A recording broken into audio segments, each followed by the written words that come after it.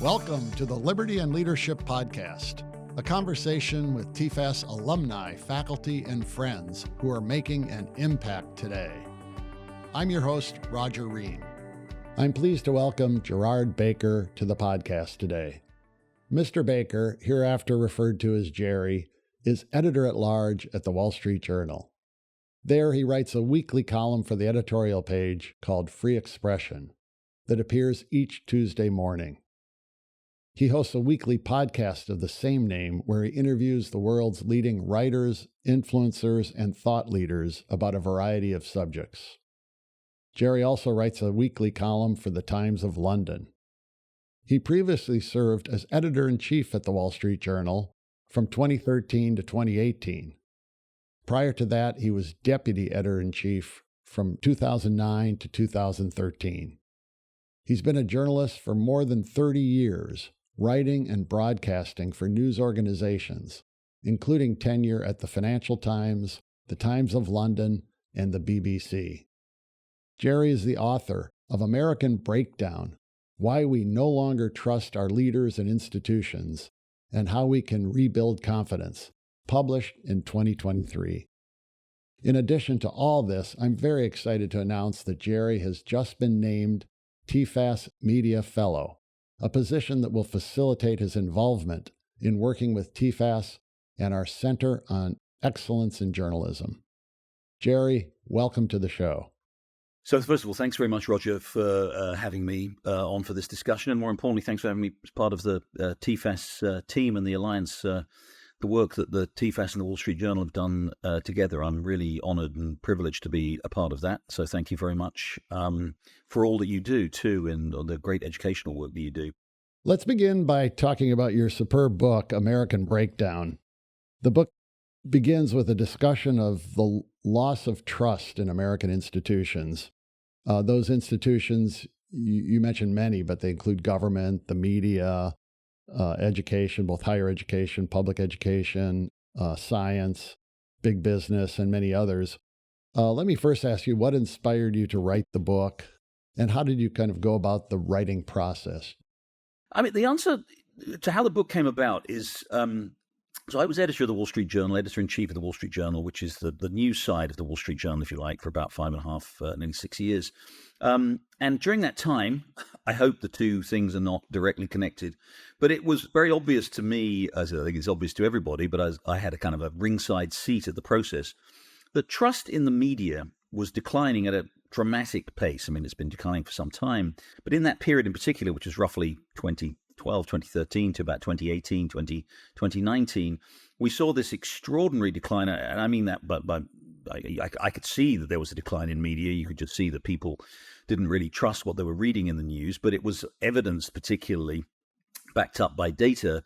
Lots of polls are done on what institution, how much trust Americans have in their various institutions, and trust in the media declined precipitously during that time in what we think of what people call the mainstream media.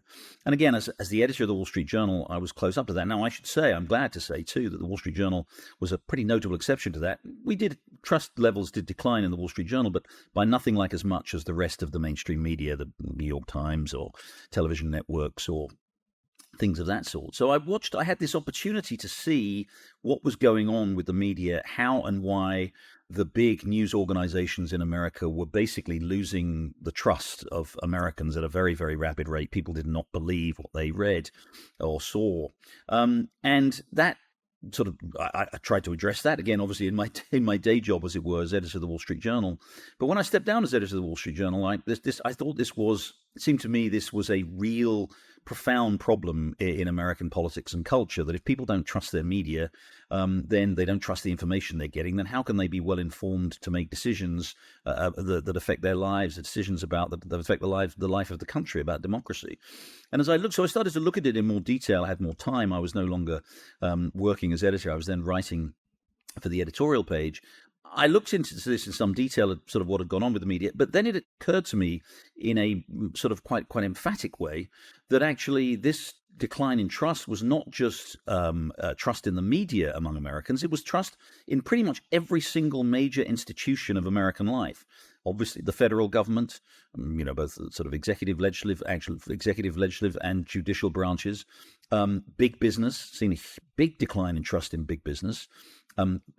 Academia and education more generally. Things like even health, even public health institutions, technology companies, every single aspect of every one of these institutions that play such vital roles in our lives in an American democracy. The polling indicates, the survey evidence is, over the last 20 years, trust has declined precipitously. So this is what sort of inspired me to write the books. I started out, again, from very much my own direct experience in the media, but it obviously was clear that this was a much broader pathology of American life. So that's how I started out. So, and then the answer to your second question is, how did I start going about doing that? Well, I really pored over a lot of this data, this survey data we have, which Gallup do a polling every year on trust in major institutions.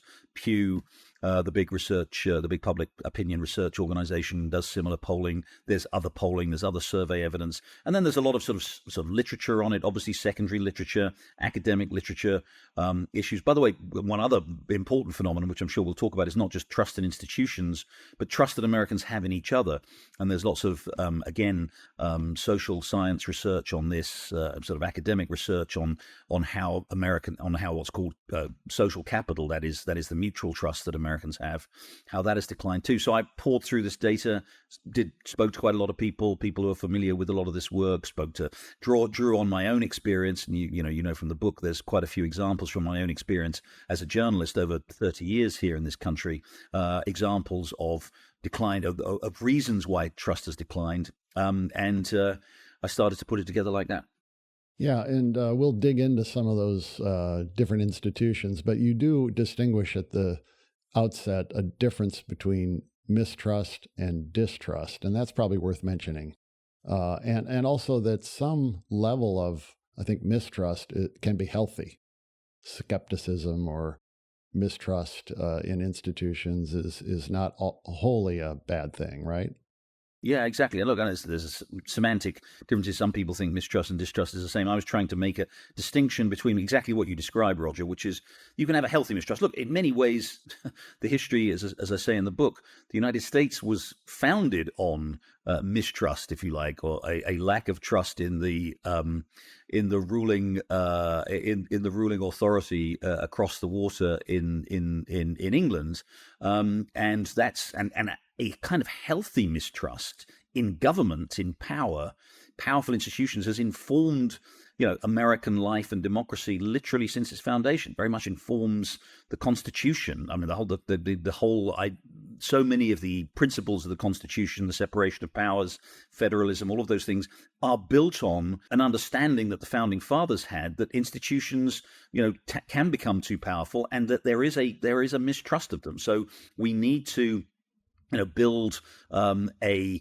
set of institutions, if you like, that actually allows for the fact that people are understandably untrusting, if you like, or mistrusting of those issues. So that can be healthy. And again, that's, I think in many ways, again, that's almost what defines America, that in distinction, say, from many other countries in the world where, people sort of accept authority and say, yes, this is authority, this must be right. These people, again, whether you can go back to the divine right of kings in Europe for most of European history up until about 150 years ago, or you go to other cultures, there is a sense that authority must and can be trusted. Americans have always been skeptical about that, so that's healthy. I think where it becomes unhealthy is where people simply stop trusting, aren't just skeptical of their institutions, aren't just querying and unwilling to place their faith in these institutions, but actively don't believe anything those institutions say to them, and don't believe, crucially, that those institutions are acting in their interest. That becomes very, very unhealthy. I think that is the situation that we've got to today, where large numbers of people think, again, whether it is the federal government, whether it's the media, whether it's academia, or whether it's big business, these big powerful companies, they are actively, they not only just have a kind of healthy skepticism about what they're doing, they actively think that they are deceiving them, misleading them, and actually not serving them and not acting in the interests of the public. And by the way, I do want to stress, and I stress in the book, that this is not one of the reasons there's been this decline in trust and this growth in distrust is that the institutions themselves have forfeited that trust. This is not, to some extent, maybe we can talk about the extent to which this is part of a culture of people sort of believing crazy things and conspiracy theories and stuff like that. There is an element of that, but actually, what I think at the core of this is that these big institutions have forfeited the trust of Americans through their actions, through their behavior, through some of the things we've seen over the last 20 years. Yeah, we'll get more into the source of that problem, but let me just dive a little more into the news media. As you note in your book, it was as early as the 60s and 70s, particularly conservatives start to complain about the media bias.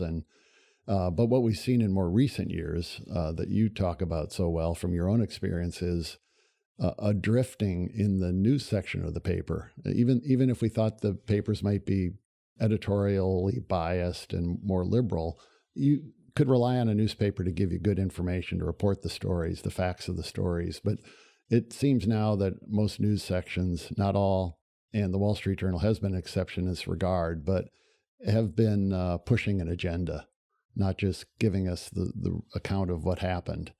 And you note that we've seen so many journalists coming out of elite American institutions of higher education where there's this uniform mindset in many cases. But what's caused this trend where the news sections became indistinguishable from the opinion sections in newspapers? Yeah, it is one of the key questions, Roger. Look, and just to bring it, right up to the present, we're recording this, just a week just before Labor Day, right? After the Democratic Convention. Yeah. In late August, we saw the coverage of the Democratic Convention. Look, there was some, I don't want to be completely, it's not a blanket criticism. There was some reasonably objective critical coverage, but so much of the coverage, and I'm not talking here in the opinion pages exactly as you say, I'm talking in the news pages, but also on main news of the TV networks or the cable news networks. We just see this sort of, hagiographic, incredibly sort of propagandistic coverage of Kamala Harris and the Democratic Party. And that has become pretty well routine that you see this, and this is one of the reasons, as you say, why so much distrust has arisen. Look, I think the reason for this is, and there are a number of things, again, I talk about in the book. I think it is partly, and again, you touch on this, it's partly a kind of a demographic phenomenon with journalists, actually. So, back in the days, especially in the days sort of before Watergate, let's go back to the 50s, 60s in particular, and before that, people who went into people who became journalists tended to be journalism was a kind of a craft. It was not a profession. People didn't really see it particularly as a profession. You didn't really require professional qualifications. Didn't even require, for most people, a bachelor's degree to become a journalist. But you just had to have curiosity, a certain amount of tenacity, and intelligence, certainly, a kind of lively intelligence, but a kind of just a fundamental desire to find out what's going on, whether it's, in your local, in your locality to write about crime, or whether it's writing about what's going on in Washington politics. You just wanted to have, it was just that sense of curiosity about understanding what's going, we see the official information that's put out by institutions, what's really going on. And that's that's really how journalism, certainly journalism, I think, came to be, as good as it was in America in the 1950s, 60s, and 70s, and because it was done by people who didn't really have a kind of particular ideological position, but they just wanted to find out. They wanted to find out what was happening, beginning in the 60s, and then dramatically accelerated by Watergate, in particular, and the kind of the sort of heroism phenomenon that was conferred on journalism by Watergate. The profession, the demography of journalists changed dramatically. You had to go to college, you had to have a bachelor's degree. In almost all cases, you'd have a master's degree, perhaps in journalism, in these institutions that would confer journalism degrees on people. And often the people who would go and work for the New York Times, the Washington Post, the news divisions of the major television networks would then be graduates of Ivy League colleges, very, very well educated, often from a particular sort of demographic in the country. And they were, because they were considered themselves, shall we say, of a kind of higher intellectual standing, they didn't really want to just go out there and find out what was going on. They didn't want to go out and find out, information. They wanted to tell people. They sort of grown up in this kind of culture, particularly being educated in these expensive universities, this sort of culture of ideological, if you like, embracing sort of particular ideology. And of course, the dominant ideology was liberal left.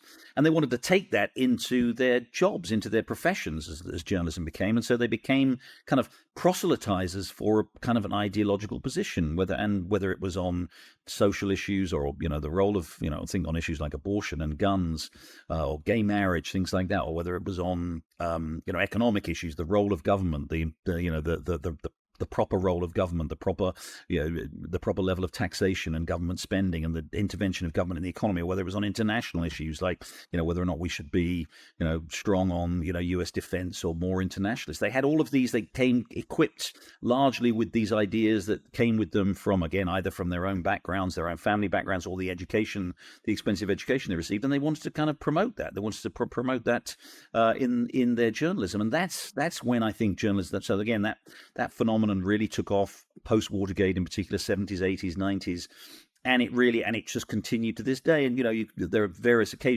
surveys done of journalists, and it's extraordinary that, and it's not just an ideological and political kind of uniformity that so many journalists have. Surveys of journalists, 80, 90% vote Democrat or whatever.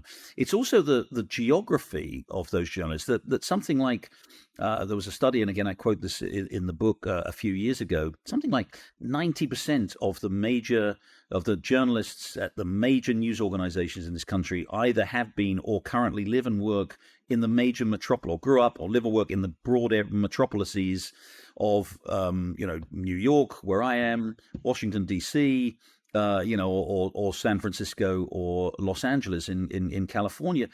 These are it's such a narrow sort of field from which to draw people who are writing and covering news for the whole country. So I think that's what it is. So I think it's primarily a demographic factor. As I say in the book, and again, I don't want to spend too long, but this was then compounded by the radical change that came across the news industry in the 2000s when the internet came along, and briefly, newspapers in particular, but also television news, was largely funded by advertising until the internet came along. The Wall Street Journal, something like 90% of our revenue was from advertising in the year 2000. Then when the internet came along, that advertising went away from traditional news organizations, particularly newspapers, to Google and Facebook and other digital platforms. And newspapers in particular, to some extent it's also true though of network of cable news, had to find alternative sources of revenue. And the alternative source of revenue that they did find was subscription revenue, which is that people would pay to be subscribers to the New York Times or the Wall Street Journal or the Washington Post or the LA Times or whatever. And when that happens, you get a change in the incentive structure, if you like, of the people who are paying the salaries of journalists.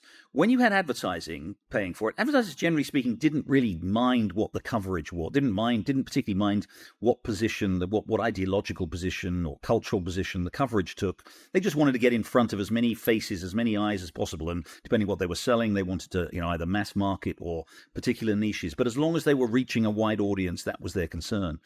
When that's gone away, and that's largely all gone to digital platforms, and you now have to rely on subscriptions, you have to produce content that appeals to subscribers so that they will part with $100, $200, $300, $400 a year to get that daily dose of the New York Times or the Washington Post or whatever it is. And when you do that, and that has been successful, New York Times has done that very successfully, one of the effects of that is it makes the paper much more responsive to and indeed accountable to their readers. And those readers, there's whatever it is, the 6, 7 million, 8 million subscribers of the New York Times want their news coverage to have a particular kind of a viewpoint. Now, as it happens, it fits very nicely as we've just talked about with the kind of with the backgrounds of the journalists who do that news.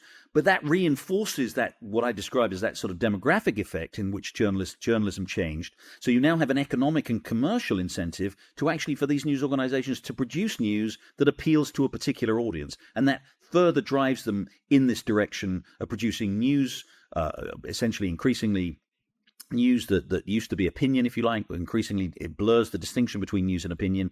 And again, all of that means that the wider trust that people have in the news that they're reading diminishes, because they see news and they think, well, that's just somebody's opinion. That's not, I don't have to believe that, because I know that person is presenting their very, very strong kind of ideological, political opinion. So I don't really trust it anymore. And that's one of the key things that's happened to result in trust declining.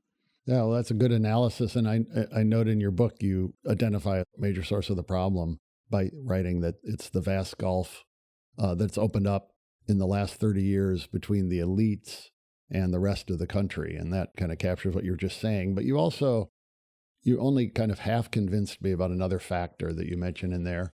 And that's the globalization. Now, obviously, you include that in the falling trust in big business. But I think more broadly, you include that in what's kind of led to that break between elites and real people is globalization. And I've always thought globalization is mostly a good thing. It's helped much of the world develop and become richer, and opening up markets and trade between countries is a positive thing. But could you talk a little more about how you write about globalization as a factor?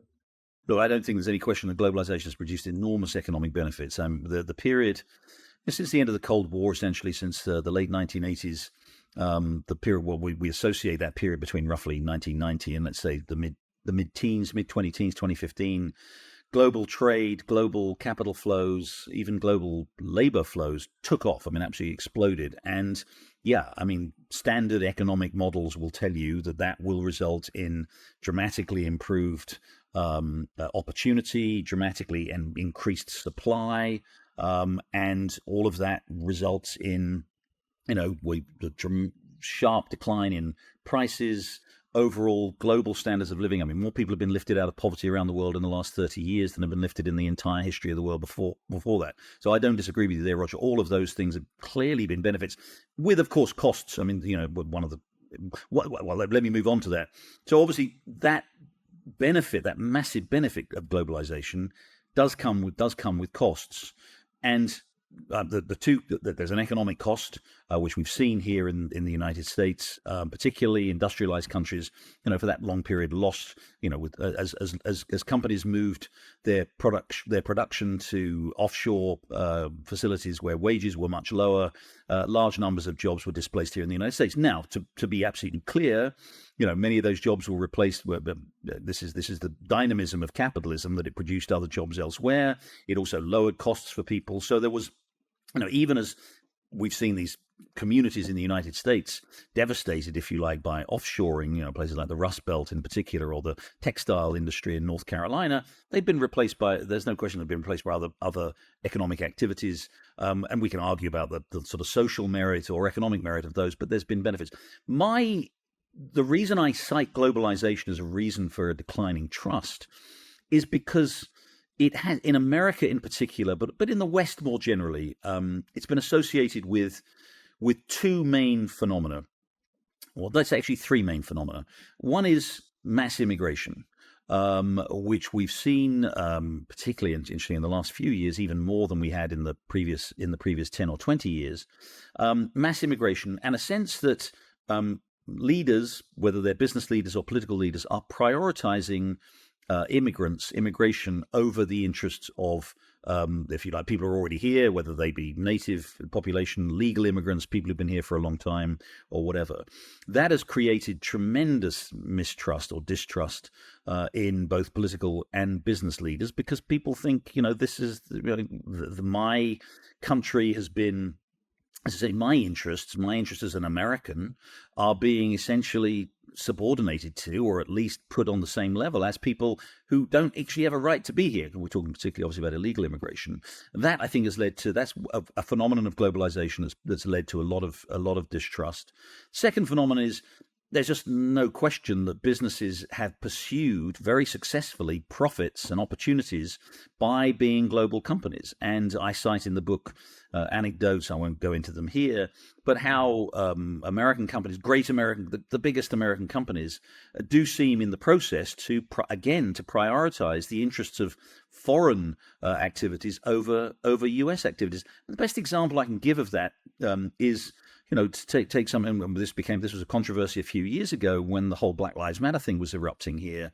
To take something like the NBA. Basketball has become very, very big business. The NBA has pursued opportunities, as all professional sports organizations have pursued opportunities in China. So it pursues those opportunities in China. It has a huge market in China, big following of NBA, less recently because of the political tensions, but there's a big following of the NBA in China. NBA teams have gone to China, played there, big stars are popular in China and all of that. And they've been very much seen as, this has been, Hollywood is another example of this. Hollywood has pursued these fantastic opportunities by this growing Chinese market, while at the same time being incredibly critical of what's going on here in America. The Black Lives Matter movement, again, absolutely catalyzed this, because you had these companies or organizations, institutions like the NBA, fiercely criticizing the nature of American society and basically saying America was a terrible place where, minorities were oppressed and treated horribly and was an evil country and we had to do something about it, while they were going to China and pretty well literally kowtowing before a regime that oppresses its own people and treats its ethnic minorities far, far worse than the United States does. So I think that phenomenon of globalization, where companies pursued opportunities which were not just necessarily to the economic disbenefit of the United States, but to the kind of broader cultural elevation of other societies, other countries, at the expense of the United States, I think that led to significant mistrust too. And the third way, I think, in which globalization has led to mistrust is just this wider political sense that I think a lot of people do have, that we've had successive governments that have pursued the interests of the rest of the world. I'm going to bring this, back to the very domestic political issue here, but at the expense of America first.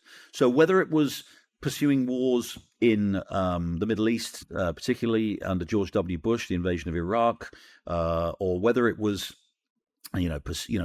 pursuing alliance. I don't want to get into the details of the argument here, but alliances, in Europe and NATO, there was this sense that the globalization in its wider sense meant the United States actually prioritizing, or at least giving too much weight in its foreign policy and in its outlook on the world to the interests of other countries. And again, I think George W. Bush, a great man in many ways, and in many ways, some aspects of his presidency was successful.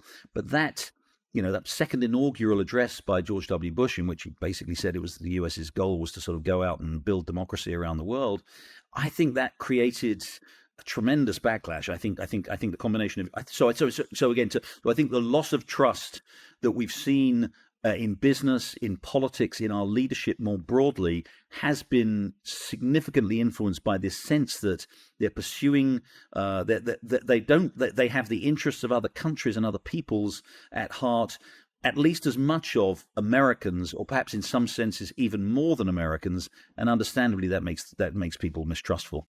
And when they do in that pursuit, they often do it very poorly. Yeah, exactly. We're a nonpartisan educational organization, but I do want to ask you a few questions related to the election season. And you've written some very powerful columns about it recently. And I, as I understand, you covered both conventions. The one area where trust is certainly a big issue is the integrity of elections. Both sides seem to be attacking the other as, being threatening democracy or trying to change rules and cheating. And it's really a thorny issue. And it seems like that's one area of a democracy that's vitally important for people to have trust in. And that's the fairness of the elections that take place.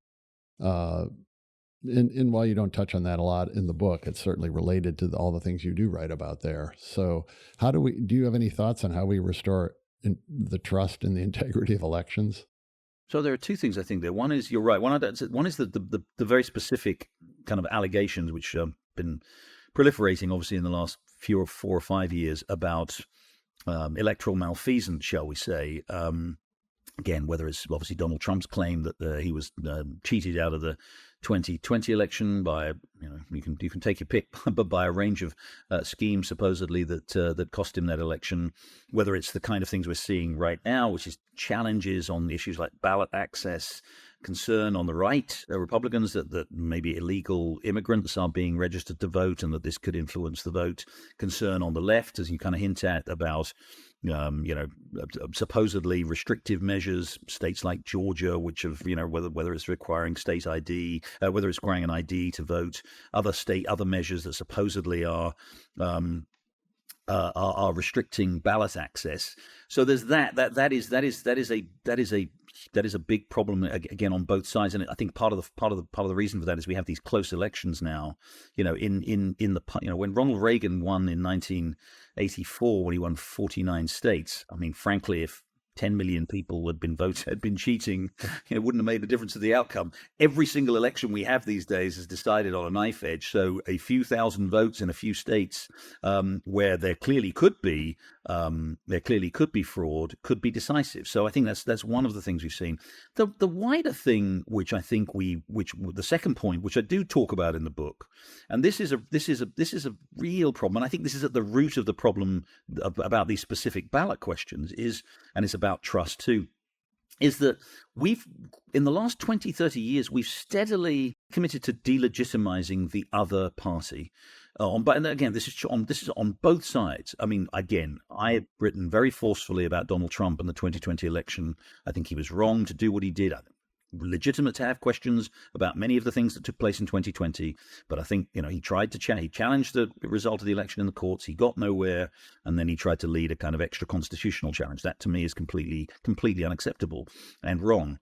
But it wasn't it was the worst, but it wasn't the first time that parties and presidential candidates had challenged the legitimacy of the election in the last 20 years. In fact, it's become pretty well routine to do so. Again, I cite in the book and written about this before, but again, while people obviously rightly, again, let me stress this, many people were appalled by what happened on January the 6th, they forget that in 2004, when George W. Bush won re-election, there were challenges to his election victory, and a significant minority, over 100, I think, declined to certify his election result. The thing that happens on January the 6th every 4 years after the election. They declined to endorse it. One of them in the Senate opposed, and about, as I say, close to 100 in the House declined to support. Now, again, they didn't lead a riot on the Capitol and all of that, but they believed that his election was illegitimate in 2004. Even more so in 2000, when he was elected, as you know, in a razor thin margin election ultimately decided by the Supreme Court. There are still, if you ask Democrats, a large number of Democrats think that was an illegitimate election. 2008, when Barack Obama won, there was a lot of Republicans who claimed that Barack Obama was ineligible for election on the bogus claim that he'd been born overseas. So his legitimacy was challenged. When Donald Trump won in 2016, again, winning as George W. Bush did in 2000, losing the popular vote but winning the Electoral College, that was, again, Hillary Clinton herself said afterwards his election was illegitimate. So we've unfortunately got into this position, and again, just to absolutely reaffirm my point, I'm not saying that any of those previous occasions was on a par with what happened in 2020. That took it to a new level, and a very new and very disturbing level. But it was in some ways an almost logical progression where the one side simply doesn't accept that the other side's election is legitimate. There's fraud, somebody was ineligible, the Supreme Court intervened improperly, all of this kind of stuff. That is a real, profound and very disturbing mark of distrust in our political system, because essentially, if you can't accept the result when you lose, then you have lost democracy. That is literally what living in an electoral democracy means. That you put your case to the voters. If you win, you get to govern. If you lose, you accept the result and you try again 2 or 4 years later. If you say every time you lose now on either side, actually, I didn't really lose, they cheated, then we no longer have a democracy that can function effectively in the interests of all the people. And I think that's where we've got to. You wrote a very interesting piece a while back about in the Times of London about parallels between 2024 and 1968. Many of them disturbing parallels. And I think you wrote that, as I recall, before Joe Biden decided to step down, which was a parallel to 68, really, when Johnson decided not to run again. And also, it was before the assassination attempt on Donald Trump, which again is another parallel with Robert F. Kennedy being assassinated. And we did not see the violence in Chicago, mostly because of the tremendous lockdown. Friends of mine who live in Chicago said they were basically a police state for a week or so that prevent all that violence. But does that lead you to any kind of thoughts about what we expect in the next 2 months? Yeah, thanks for mentioning that. Actually, you're right. I wrote that piece right at the start of the year and saying how 60, God forbid, but 2024 did look like 1968 all over again, right down to the Democrats having a convention in the middle of a war going on where there was significant anti-war sentiment in their own party. I did talk about the risk of, political violence that obviously the 68, we saw the two major assassinations and the broader political violence that we saw. And again, I didn't even at that point. I didn't expect Joe Biden to step down as LBJ did in 68. I mean, I think you can take two. You can. If you've got a glass half full or a glass half empty approach, you can draw either conclusion from the strong 68 2024 parallels. The troubling, the negative, that glass half empty conclusion is, that was an example of what happens when and how bad things can get. And remember, we are still 10 weeks away as we record this from the election. Thank God, Donald Trump survived that terrible assassination attempt. But the level of rancor and political sort of mutual political hostility that we have in this country, I'm afraid, is quite conducive to political violence. We've seen it. We saw it on January the 6th. We saw it in the summer of 2020. That was a form of political violence, the riots across the country. So it is a disturbing, and this is what I wrote at the start of the year, that there are disturbing parallels which, could take us down that road that, did end up in political assassinations, did end up in mass violence, did end up in a sense that the country was falling apart in 1968. The glass half full approach is, and I tend probably towards this, that actually 68 is a useful reminder that as bad as things seem today, hostility, partisanship, polarization, angry words and actions in many ways on both sides. 60. Let's remember that just a little over 50 years ago, in 68 was worse. I mean, again, we did have two successful political assassinations, terrible events that they were, which were devastating for the country. The country was at war. Hundreds of American soldiers were dying at various points during that year, every week. When we don't have that today, there was widespread domestic political violence, some sort of domestic terrorism, mass protests, anti-Vietnam War protests, to some extent still some hangover from civil rights or counter-civil rights, if you like, protests. There was extraordinary violence across the country, which again we don't have today. There was the chaos of the Democratic Convention in 68, Lyndon Johnson, being sort of dropping out of the race in rather different circumstances from Joe Biden. So it is a useful sort of corrective to the idea that the country is in the worst state it's ever been in, which a lot of journalists with very short-term memory can tend to do, and that democracy is somehow in peril. This is an election in which may decide whether or not democracy survives in this country. Maybe I'm just old. I've just been around too long, or maybe I'm missing something. But I tend to think I have a great faith in this country. I became an American just last year, as you know, Roger, and I think this country has gone through terrible traumas in its past. 68 was one. The depression of the 1930s obviously was another. Wars, then multiple wars, and of course the greatest domestic crisis of all, the Civil War. I hope that a civil war is not necessary to resolve our current tensions. But I do feel that the US, you can say, look, as bad as things are, we've gone through terrible situations in the past, and we've come out of them better. And I think you can use 68 either as a kind of a terrible sort of parallel to remind you how bad things are, or you can use it as a kind of as an incentive almost to say, look, we went through that. It was worse than it is today, and we came through a stronger country. So, and I tend to that sort of latter, more optimistic side. One final question for you. As you know, TFAS is very involved in journalism. We have Robert Novak Journalism Fellowships for young professionals. We have the Joseph Rago Fellowships. We have 2 new fellows starting after Labor Day at the Wall Street Journal. We've been building a network of independent newspapers on college campuses. And a big part of the objective of those programs isn't just to help get good news reported by these young people, but it's to build a bigger pipeline of young journalists who can go into the news media, into careers in journalism, and hopefully bring intellectual diversity to the newsrooms and to the editorial pages. And we can cite a lot of examples of where we're having success in this regard. But I wanted to ask you, given your distinguished career in the field, whether you recommend to young people that they pursue a career in journalism, and perhaps any advice you'd give to them as they prepare for that.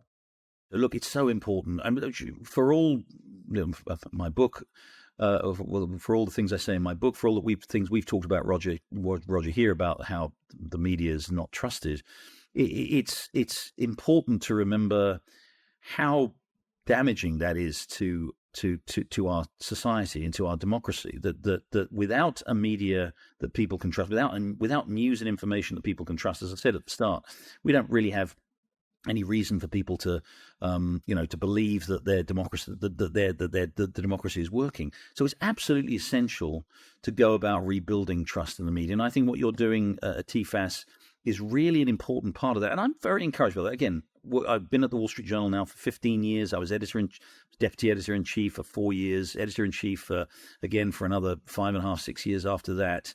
And at the Journal, both on the news side and I've now worked on the opinion side for the last 5 years, 6 years. There we see this extraordinary, continuing flow of highly talented, highly committed, and I don't mean in a political way. I mean I committed to the principles of journalism.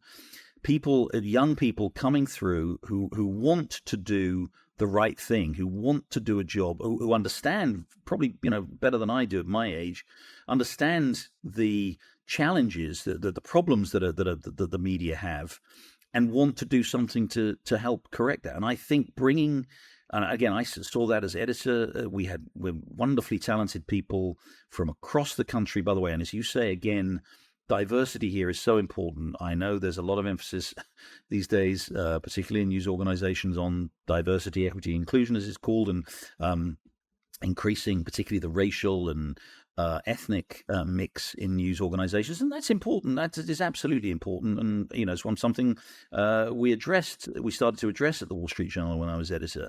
But it's more important, I would argue now, given what's happened to trust in the media, that we have genuine intellectual, as you say, intellectual diversity, and we get away from this, what we've talked about, this kind of monolithic, progressive left domination of our news organization. So having people, and by the way, and I'm not necessarily talking about, to be, obviously the editorial page of the Wall Street Journal is the premier conservative voice of this country, to some extent, of the Western world, and it does that job absolutely brilliantly. And so having conservative-minded opinion journalists who want to come and work there, and again, we have some wonderful, wonderful examples who've come through the TFAS internship program. It's been absolutely brilliant.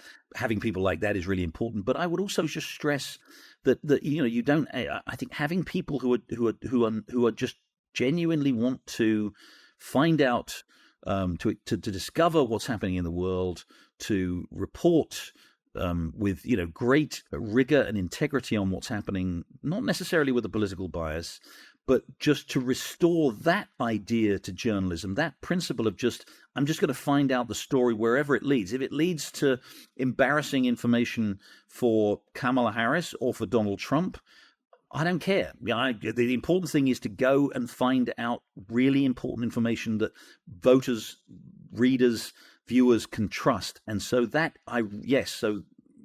is needed more than ever in American journalism. Again, you do a wonderful job in help in identifying, in helping, and your student newspaper program, all of the things you do in encouraging, giving people the tools and the ability and the exposure to all the kind of people that they need to do that. I think it's incredibly important that we have more of that. And I think that is the only way, actually, that we are going to restore trust in the media, by getting people. In the end, it comes down to having people. It's the people that are trusted.